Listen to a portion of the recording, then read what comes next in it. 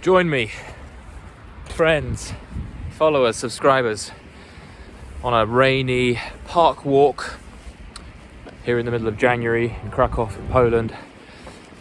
We're carrying on with the daily video routine. I'm late for a gym appointment, but I'm going to do this. Topic of discussion today is getting frustrated with life and what to do about it. There are inevitably going to be things in our lives that stress the crap out of us, make us annoyed, wish things were different. I'm sure you can think of one or two things where it's like, I wish it was different. It's just annoying. Do you know what I mean? It's not ideal. I wish this person was different. I wish that this was so in my life and I didn't do it this way and things were this way. And as I've discussed many times, this isn't a new concept. Shoulds, things we want different that we can't have an immediate effect on, create stress. We get frustrated when things aren't the way we want them to be. I'm sure you can relate. I want there to be more snow right now because it's miserable. It might as well snow, but it ain't snowing. So I could get really frustrated with that because it's just raining on me now. Here's what's helped me. When I remember to do it, and this is another reminder for self, get your pen and paper out and get, shall we say, mechanical about things, get logical about things, get practical about things again. When we get in our emotions and we feel frustration, this is the beauty of being a human. We've got a beating heart and we can feel stuff. We can feel annoyances rippling through our chests, and it's like, ugh! That's a good indication that you're in your head too much. If it feels annoying, you feel stressed and you want things to change and you feel the feeling of the frustration, thank goodness you're not a robot. That's a good indication that you're up there too much. You're entertaining all this stuff. It's time to get out of head. Pen and paper was one of the best inventions whoever invented it came up with. Brilliant. Because we can take a pen and paper and we can sit our asses down and we can divide 2 columns down. One side, we might even just start with the one list, and that list is things I can't control that annoy me currently. Things that annoy me that I can't control. Write the list down. Make it clear to you that there are things in your life that are annoying, that are bothering you. Maybe use the bothering side of things to point to whatever it is that's in your life that you can list in this list. I'm going to do an about face. So think about stuff that's annoying you for a start, and then write down the list of all the things you can't control that are annoying you. Maybe it's a family member you wish was different, that had different behaviors.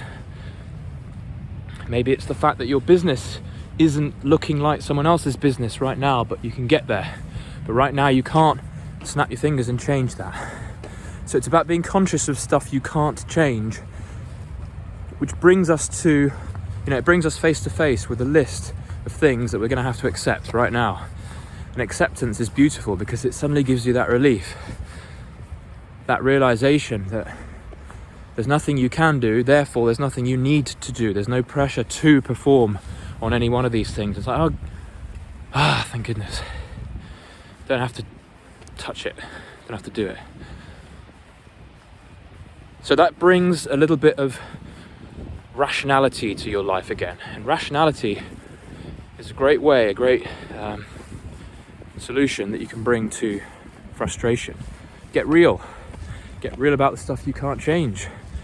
And writing it down is a very tangible acknowledgement of those things. It takes it out of your head, puts it on paper, makes it tangible, makes it real, makes the acknowledgement real.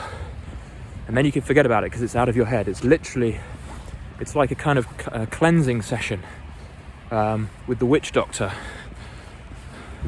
You're taking stuff out of your mind, putting it on paper, saying, look, these are things that are annoying me right now. They're out of my control though. So I'm going to make that clear. And then you might want to write another list. If you're still with me, guys, you might want to write another list of stuff that's annoying you that you can change. And you might want to give yourself some space on that list to write some bullet points for each thing. potential action steps you can take today, tomorrow, this week, things you can do to move you in the direction of change for those things you can control. So life suddenly takes on a new colour for you, unlike here.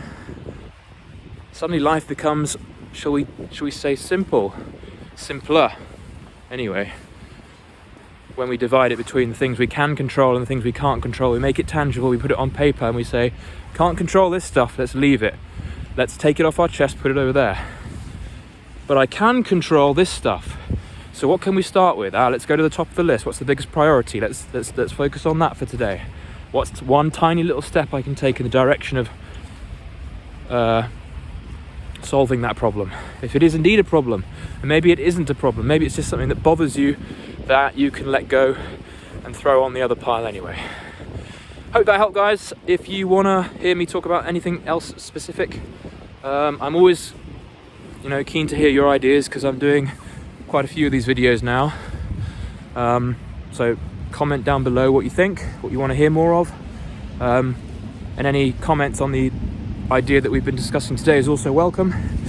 I'm planning over time, as these videos are added to YouTube, I'm probably going to start unlisting a fair few videos on this channel and making them available through my newsletter, so there's extra value over the newsletter.